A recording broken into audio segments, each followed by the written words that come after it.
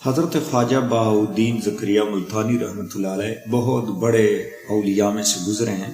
ملتان شریف میں آپ کا مزار ہے۔ بہاؤالدین زکریا ملتانی یہ اپنے زمانے کا غوث تھا۔ ایک مرتبہ سواری پر سوار ہو کر کہیں تشریف لے جا رہے تھے، راستے میں لونڈی غلاموں کی منڈی آ گئی۔ پہلے زمانے میں غلام ہوتے تھے نا، لونڈیاں، اس کی منڈیاں ہوتی تھی، بیچتے تھے۔ ایک شخص نے کچھ لونڈیاں چبوترے پر بٹھا رکھی تھی۔ حضرت خواجہ بہاؤالدین زکریا ملتانی رحمۃ اللہ علیہ نے خادم سے کہا کہ ایک کنیز خرید لو گھر کے کام کاج کے لیے۔ چنانچہ ایک لونڈی خوبصورت تھی، اچھے کام والی تھی، اس کو جنا خرید کر حضور کے گھر پہنچا دی گئی۔ دن گزرتے گئے، کچھ عرصہ کے بعد خواجہ بہاؤالدین زکریا ملتانی رحمۃ اللہ علیہ کی بیوی نے عرض کیا کہ حضور وہ لڑکی جوان ہو چکی ہے، لہٰذا اس کا کچھ سوچیں۔ تو آپ نے فرمایا ٹھیک ہے، اس کے لیے کوئی بندوبست کرتے ہیں، کسی سے بات کرتے ہیں، کسی غلام سے اس کی شادی کر لیں گے۔ تو اس نے کھانا جو ہے نا وہ حاضر کر دیا اس لونڈی نے۔ تو حضرت خواجہ بہاؤالدین زکریا ملتانی رحمۃ اللہ علیہ اپنے پوتوں کے ساتھ گھر میں خوشطبی فرما رہے تھے۔ بچوں کے ساتھ جو ہے نا وہ چھوٹے چھوٹے پوتے تھے جو ہے نا کھیل رہے تھے۔ جو ہی اس لونڈی پر آپ کی نظر پڑی تو آپ کو پسینے آنے شروع ہو گئے۔ بچے ڈر گئے کہ دادا جی کو جو ہے نا پتہ نہیں غصہ آ گیا یا واللہ علم کیا ہے، طبیعت بدل گئی۔ بیگم صاحبہ آ گئی اور انہوں نے کہا کہ حضور کیا ہوا؟ تو آپ کے آنسو تھے آنکھوں میں۔ آپ نے فرمایا میں نے لونڈی کی پیشانی پہ ابھی لکھا ہوا دیکھا، کشف ہوا مجھے کہ یہ دوزخ ہی ہے، یہ دوزخ میں جائے گی۔ تو میں بڑا پریشان ہو گیا کہ میرے گھر میں رہے اور ہمارے اولیاء کی درویشوں کی خدمت کرے اور اتنی بدقسمتی کہ دوزخ ہی ہو۔ تو بیگم صاحبہ نے عرض کیا کہ حضور آپ اللہ کے ولی ہیں، درویشوں کو اکٹھا کرے اور اس کے لیے دعا کرے کہ اللہ تعالیٰ ان کی یہ بدقسمتی دور کرے اور اس کو جنت عطا کرے، بدبختی دور ہو جائے۔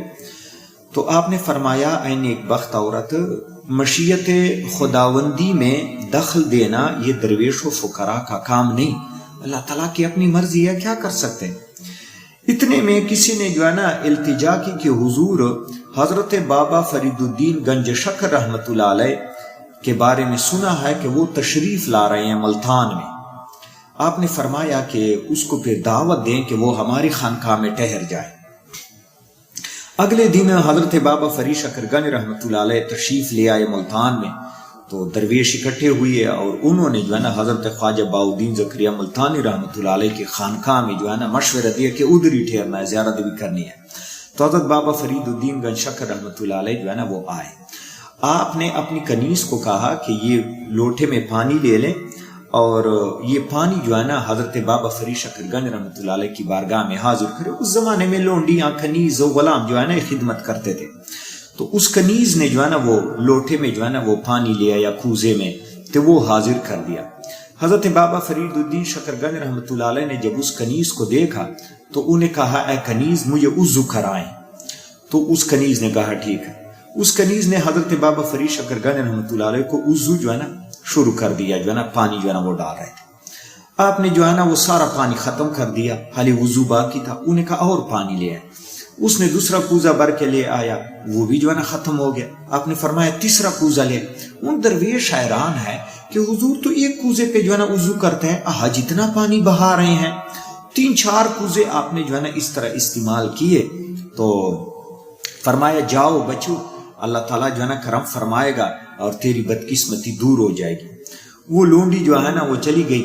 تو حضرت بہاؤالدین زکریا ملتانی رحمۃ اللہ علیہ نے جب دوبارہ اس کے پیشانی کو دیکھا تو اس کنیز کے پیشانی پہ لکھا ہوا تھا کہ اس کی بدبختی دور ہو گئی اور یہ جنت میں جائے گی، جنتی ہے۔ پھر آپ نے جو ہے نا اللہ عز و جل کا شکر ادا کیا، نفل پڑھے، یا اللہ تیرا لاکھ لاکھ شکر کہ تو نے جو ہے نا ایک میری کنیز کو جو ہے نا بخش دے اور پہ رحم کیا۔ تو حضرت بابا فرید شکر گنج رحمۃ اللہ علیہ نے فرمایا بہاؤالدین میں دیکھ رہا تھا تو کئی دنوں سے جو ہے نا وہ پریشان تھا، پھر میں نے سوچا کہ میں جاؤں جو ہے نا بہاؤالدین کو پریشانی کیا ہے۔